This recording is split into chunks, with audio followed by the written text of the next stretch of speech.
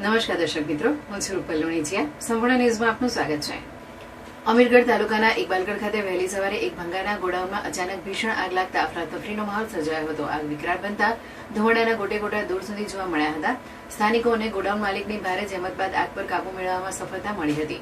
મળતી માહિતી મુજબ આગ અગમ્ય કારણોસર લાગી હતી. ગોડાઉન રહેણાંક વિસ્તારની નજીકમાં આવેલું હોવાથી આસપાસના લોકોમાં ભયનો માહોલ ફેલાયો હતો. ઘટનાની જાણ થતાં સ્થાનિકોએ તાત્કાલિક ગોડાઉન માલિકને જાણ કરી હતી. ગોડાઉન માલિક અને સ્થાનિક લોકોને મળીને પાણીનો મારો ચલાવી આગ બુઝાવવાના પ્રયાસો હાથ ધર્યા હતા.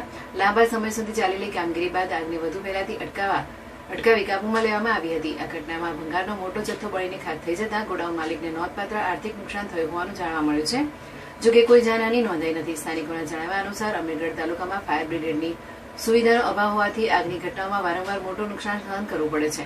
સ્થાનિકોએ તાલુકા મથકે તાત્કાલિક ફાયર બ્રિગેડની સુવિધા ઉપલબ્ધ કરાવવાની માંગ ઉઠાવી છે, જેથી ભવિષ્યમાં આવી ઘટનાઓમાં નુકસાન ઓછું કરી શકાય.